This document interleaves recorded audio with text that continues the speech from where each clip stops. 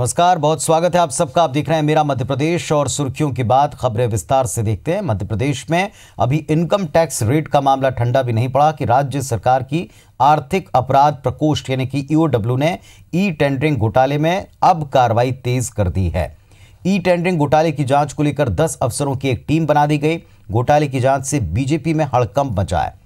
वहीं शिवराज सरकार के समय हुए दूसरे घोटालों को लेकर कमलनाथ सरकार का शिकंजा लगातार कसता दिख रहा है।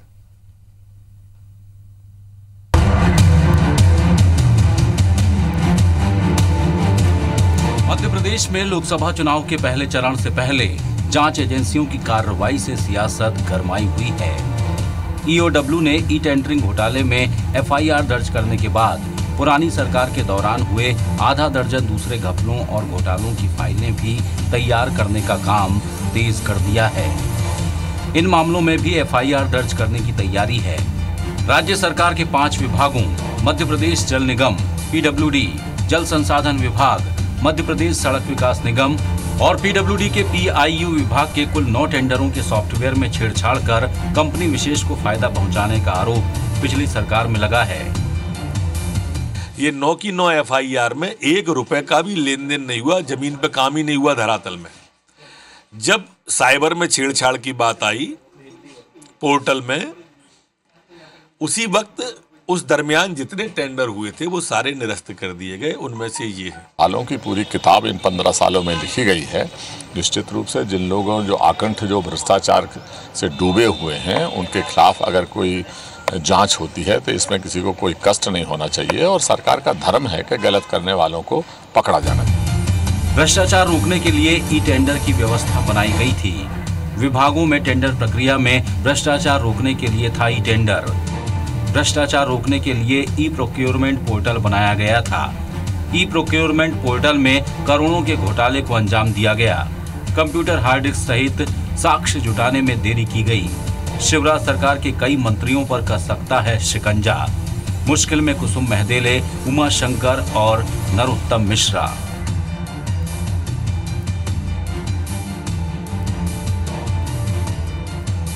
हमने 3 व्यक्तियों को हिरासत में लिया है, वरुण चतुर्वेदी, विनय चौधरी और सुमित गोलवलकर। ये तीनों ही ऑस्मो आईटी सॉल्यूशंस कंपनी में काम करते हैं। इसमें से 2 डायरेक्टर हैं और 1 मार्केटिंग डायरेक्टर है। बाकी तो अभी तलाशी के बाद उसका गहन विवेचन करने के बाद ही कोई भी स्थिति स्पष्ट हो पाएगी।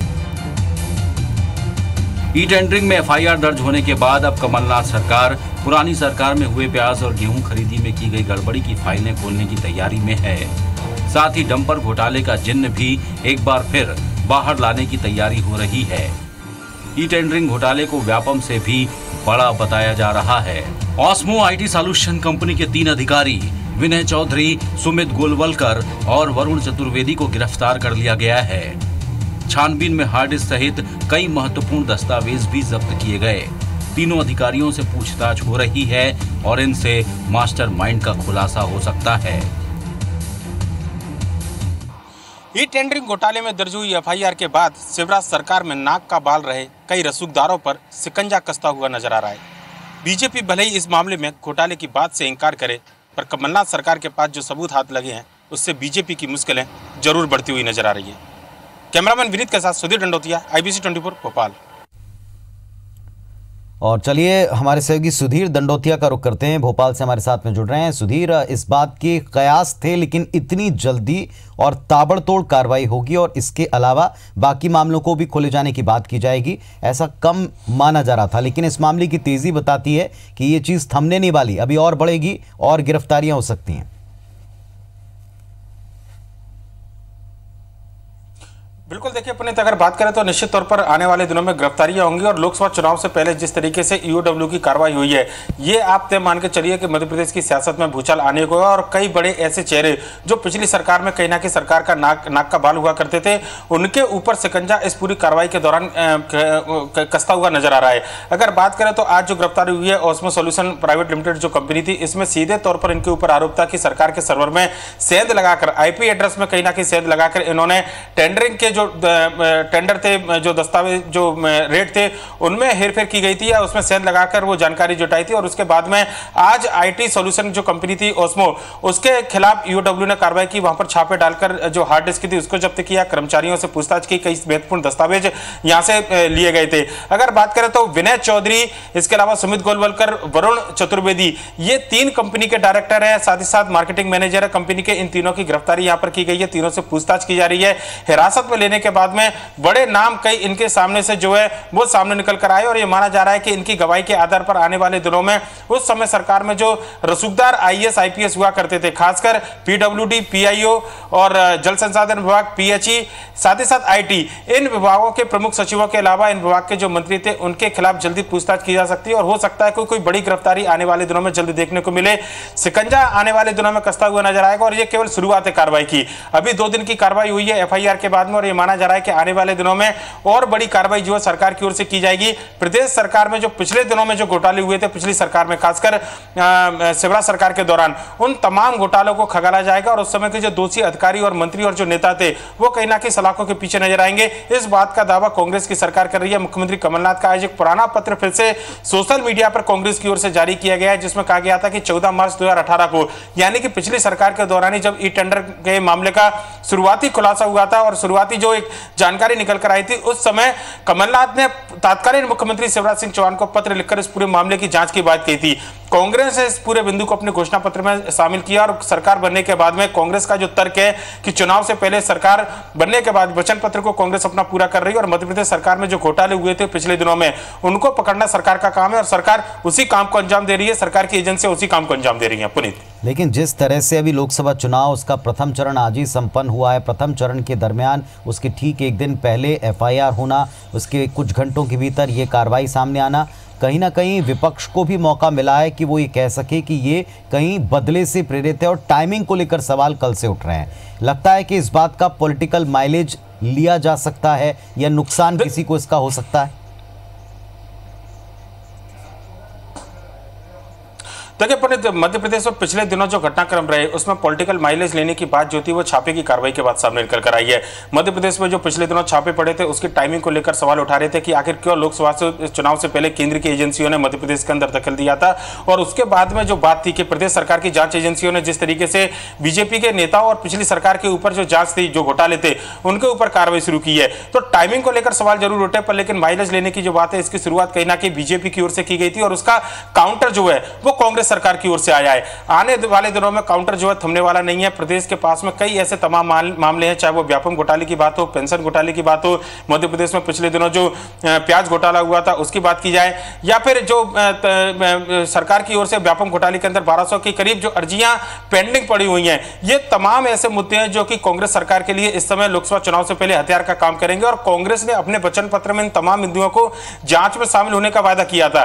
4 महीने सरकार की हुए थे, प्रारंभिक तौर पर किसान और जो कर्ज माफी के दूसरे मुद्दे थे उनको प्राथमिकता के तौर पर कांग्रेस लेकर चल रही थी, पर लेकिन जो घटनाक्रम मध्य प्रदेश के अंदर पिछले दिनों हुआ है उसके बाद में सरकार को यह लगता है कि जवाबी कार्रवाई जो है करना बड़ा जरूरी है, क्योंकि कार्यकर्ताओं को बूस्ट करना है, प्रदेश की जनता के बीच मैसेज देना और जीरो टॉलरेंस की बात कम से कम प्रदेश सरकार बताए। जो एक आरोप लगाने की कोशिश केंद्र की सरकार की जांच एजेंसियों के थ्रू की गई है उसको पॉलिटिकल एक मुद्दा बनाया गया है, उसका काउंटर करने की कोशिश है। और EOW की कार्रवाई के बाद में निश्चित तौर पर मध्य प्रदेश के सियासी गलियारे में हड़कंप मचा हुआ है। खासकर बीजेपी की बात करें तो उस समय के जो बड़े रसूखदार नाम हुआ करते थे उन पर शिकंजा कसता हुआ नजर आ रहा है और उस समय के जो बड़े अधिकारी जो कि मुख्यमंत्री या फिर सचिवालय, मुख्यमंत्री सचिवालय के जो खासम खास हुआ करते थे, उनका नाम अब इस पूरे घोटाले में सामने आने की उम्मीद है। और आज जो गिरफ्तारियां हुई है इनके बयान के आधार पर हो सकता है कि जल्दी उन नामों से पूछताछ भी की जाए। पुनीत, चलिए बहुत शुक्रिया सुधीर आपका इस पूरे डिटेल के लिए। तो ये बात पूरी तरह स्पष्ट है कि एक कार्रवाई केंद्र की तरफ से की गई और अब इसके रिफ्लेक्शन के तौर पर भी देखा जा सकता, लेकिन कमिटमेंट था मौजूदा सरकार का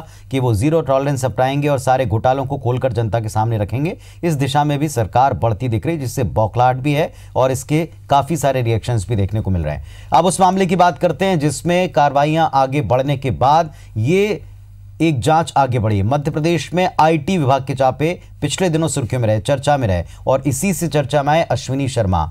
छापे की बात पहली बार मीडिया से मिलकर उन्होंने बात की। IBS 24 से खास बातचीत में अश्विनी शर्मा ने कहा कि वो बीजेपी मेंटलिटी के आदमी हैं। अश्विनी शर्मा के मुताबिक आयकर विभाग अपने हिसाब से कार्रवाई करता है, लेकिन कार्रवाई का तरीका गलत था। अश्विनी शर्मा से बातचीत की हमारे सहयोगी सुधीर ने।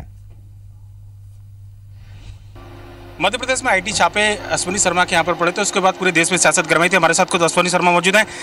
मैं किसी पार्टी का कार्यकर्ता नहीं हूँ, मैं प्रो बीजेपी मेंटलिटी का आदमी हूँ और लेकिन लगातार मेरे ऊपर जिस तरीके से हमले हो रहे हैं, मुझे इसके बारे में दोबारा सोचना होगा। क्या लगता है कि छापा जो पड़ा, क्या पॉलिटिकल छापा था या वाकई में कुछ चीज़ें थी जिनको लेकर आईटी ने जो कार्रवाई की थी? मुझे नहीं लगता कि इसका कोई पॉलिटिकल कनेक्शन है। आयकर विभाग अपने हिसाब से कार्रवाई करता है और मुझे इसमें ऐसा कहीं भी प्रतीत नहीं होता कि मेरा कोई पॉलिटिकल कनेक्शन को लेकर छापा हुआ है। एक और कहा जा रहा है कि ट्रांसफर पोस्टिंग को लेकर एक बड़ा रोल था और जो कई डायरियाँ दस्तावेज जैसे आईटी को मिले हैं कि जिसमें ट्रांसफर पोस्टिंग को लेकर जिक्र किया हो। मैं आपसे जानना चाहता हूं कि ट्रांसफ़र पोस्टिंग 3 महीने में चालू की जा सकती है या 10-15 साल से करता हूँगा मैं? पहले आप लोग ये बता दें मुझे कि मैं 10-15 साल से ये काम करता हूँ या अभी 3 महीने में मैंने चालू किया है। ये भी कहा जा रहा है कि है ना कि पिछले 10 साल के दौरान 2010 से लेकर अश्विनी शर्मा जो हैं एक स्कॉर्पियो में घूमते थे, अब तमाम जो गाड़ियाँ देखते हैं हम लोग की करोड़ों की गाड़ियाँ और इतना बड़ा जो एम्पायर पूरा खड़ा किया। हाँ, मेहनत से मैंने अपना एम्पायर खड़ा किया। IAS IPS लॉबी जो लाइजनिंग की एक बात कही जा रही है। मैं लाइजनिंग का कोई काम नहीं करता, ना मेरा कोई लाइजनिंग का उद्देश्य रहता है। मैं अपना व्यवसाय करता हूँ। हार्डकोर बिजनेस क्या है अश्विनी शर्मा का? मेरा लेकर का बॉटलिंग प्लांट है, मेरे बहुत सारे ऐसे व्यवसाय हैं, मेरा माइनिंग, कंस्ट्रक्शन, मैं सभी तरह के कामों में जुड़ा हुआ हूँ। जो पूरी कार्रवाई हुई उस कार्रवाई को लेकर क्या कहना चाहिए? मेरा उसमें यही कहना है कि इसमें कोई पॉलिटिकल इन्फ्लुएंस नहीं है।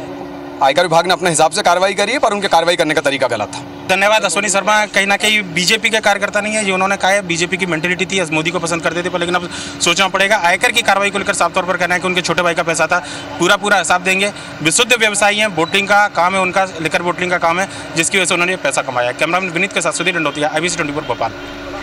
तो अश्विनी शर्मा की सफाई सामने आई है, पहली बार मीडिया से मिले और IBC 24 से खुलकर बात की। उनका कहना है कि वो प्योर बिजनेसमैन है और प्रो बीजेपी के व्यक्ति रहे, लेकिन जिस तरह प्रचारित किया गया अब उनको आगे इस विषय पर सोचना पड़ेगा। कार्रवाई का तरीका गलत हो बता रहे हैं। भोपाल लोकसभा सीट से कांग्रेस प्रत्याशी दिग्विजय सिंह महिला कांग्रेस के कार्यकर्ताओं के सम्मेलन में शामिल हुए। दिग्विजय सिंह ने कार्यकर्ताओं को यूपीए और उनके कार्यकाल में महिलाओं के लिए किए गए काम को लेकर महिलाओं के बीच जाने की नसीहत दी। दिग्विजय सिंह ने यह कहा कि महिला आरक्षण और पंचायती राज में महिलाओं की भागीदारी उनके शासनकाल में सुनिश्चित हुई है।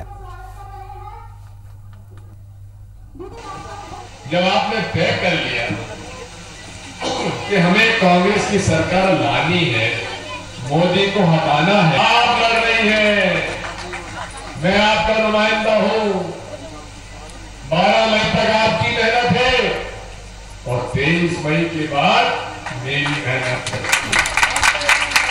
और इसीलिए मैंने कहा है, आपकी हिस्सेदारी मेरी जिम्मेदारी।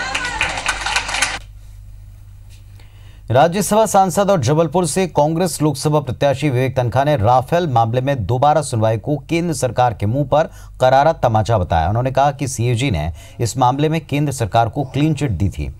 सुप्रीम कोर्ट ने भी इस मामले को बंद कर दिया, लेकिन जब पता चला कि CAG का पूरा फैसला ही नहीं पढ़ा गया, तब इस मामले में रिव्यू पिटीशन लगाई गई और सुप्रीम कोर्ट ने सरकार की खिंचाई की। साथ ही उन्होंने व्यापम घोटाले के सवाल पर कहा कि घोटाले की दोबारा जांच होगी। साथ ही प्रदेश के टेंडरिंग घोटाले को लेकर विवेक तनखा ने कहा कि ये घोटाला 3000 करोड़ का नहीं बल्कि 30,000 करोड़ का है। और सुप्रीम कोर्ट ने फिर ये तथ्य को करेक्ट पाया। उन्होंने कहा हमसे गलती हो गई है, एक प्रकार से हम इस केस को फिर से सुनेंगे। ये एक सरकार के मुंह में बहुत बड़ा तमाचा है। सुप्रीम कोर्ट को सेंट्रल गवर्नमेंट ने मिसलीड किया था by giving wrong facts. Lok Sabha चुनाव में प्रत्याशियों के साथ चुनाव आयोग भी मतदाताओं को लुभाने में कोई कसर नहीं छोड़ना चाहता और 29 अप्रैल को चुनाव में मतदान दलों और मतदाताओं को छाछ पिलाई जाएगी। कलेक्टर छवि भारद्वाज के निर्देश पर 10,000 लीटर छाछ के ऑर्डर सांची दुग्ध संघ को दिए गए। निर्वाचन अधिकारियों की माने तो मतदान दल के कर्मियों को एक दिन पहले रिपोर्टिंग के लिए बुला लिया जाता है, इसीलिए 2 दिन तक छाछ के टैंकर मतदान केंद्र समेत स्ट्रांग रूम परिसर में खड़े रहेंगे। इतना ही चुनाव आयोग ने अपने निर्देश में कहा है कि मतदान वाले दिन बूथ से 200 मीटर के दायरे के बाहर पार्टी कार्यकर्ता गर्मी से बचने के लिए छाछ का वितरण कर सकते हैं। निर्वाचन अधिकारियों के मुताबिक छाछ को प्रत्याशियों के खर्च वाली सूची से बाहर ही रखा गया है, लेकिन इसके लिए राजनीतिक दलों को निर्वाचन कार्यालय से अनुमति लेनी पड़ेगी। इसके अलावा मतदान दिवस पर दलों की रवानगी से लेकर उनकी वापसी तक भोजन, चाय, नाश्ते की व्यवस्था भी की जाएगी। मतदान दिवस होगा या उसके एक दिन पूर्व जब सामग्री वितरण का कार्य होगा, उस समय ग्रीष्मकाल अपने चरम पे होगा, तो जो भी हमारे निर्वाचन कार्य में लगे हुए मतदान कर्मी हैं उनको ऐसे समय में छाछ उपलब्ध कराया जाएगा जो उनकी लू से और ग्रीष्म काल में उनको राहत देने वाला होगा। इसीलिए इस कार्य के लिए 10,000 लीटर छाछ के लिए सांची को ऑर्डर दिया गया है। न्यायाधीश पद से इस्तीफा देकर राजनीति में आए देवास लोकसभा से भाजपा प्रत्याशी महेंद्र सोलंकी के दिए एक बयान पर कांग्रेसियों ने आपत्ति जताई है। बीजेपी प्रत्याशी सोलंकी ने आगर में एक सभा को संबोधित करते हुए कहा कि 2018 में मैंने भाजपा के एक बड़े पदाधिकारी से फोन करके पूछा था कि मध्य प्रदेश में अपनी सरकार नहीं बन सकी, तो उन्होंने कहा कि तुम्हारे जैसे युवा जिन्हें जमीन पर कार्य करना चाहिए वो एसी में बैठे हैं, तुम जमीन पर आओ तो अपने आप सरकार बनेगी। मुनी भाई साहब का फोन आया कि चुनाव लड़ने की इच्छा है, मैंने सहर्ष स्वीकार किया। बीजेपी ने मुझे देवास लोकसभा का प्रत्याशी बनाया। महेंद्र सोलंकी 2018 में विधानसभा चुनाव के वक्त न्यायाधीश पद पर आसीन थे। ऐसे में भाजपा पदाधिकारी से पद पर रहते हुए संपर्क कर अपनी सरकार नहीं बनने पर सवाल पूछना ये कई सारे सवालों को और संदेहों को खड़ा कर रहा है। इस मामले पर प्रदेश कांग्रेस सचिव गुड्डू लाला ने जबलपुर हाईकोर्ट के मुख्य न्यायाधीश और प्रदेश के कानून मंत्री से मांग की है कि इनके कार्यकाल में दिए गए निर्णयों की समीक्षा की जाए, जांच की जाए।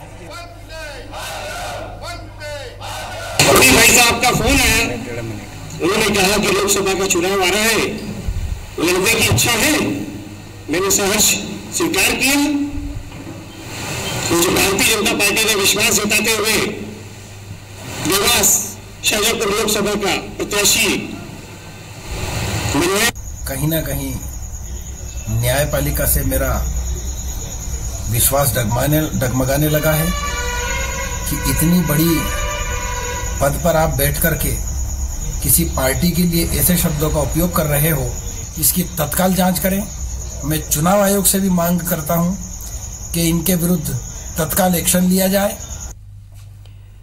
चुनाव में प्रचार के नए नए हथकंडे अपनाए जाते हैं, लेकिन इस बार के लोकसभा चुनाव में सीधे और सरल तरीके से अनोखे प्रचार के कई वाकये भी सामने आए।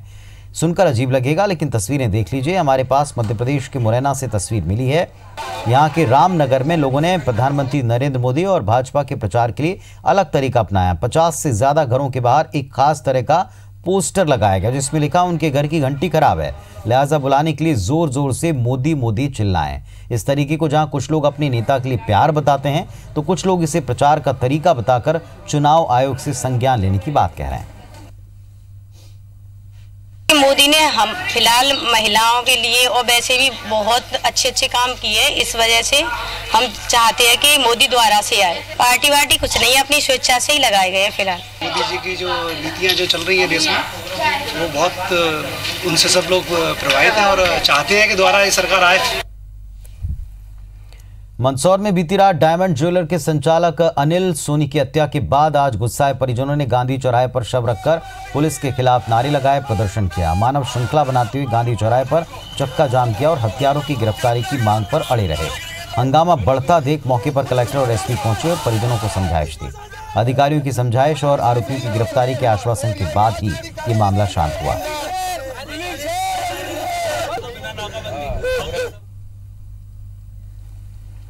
इस बुलेटिन में फिलहाल इतना ही, लेकिन खबरों और अपडेट्स के लिए आप जुड़े रहिए IBS 24 के साथ। नमस्कार।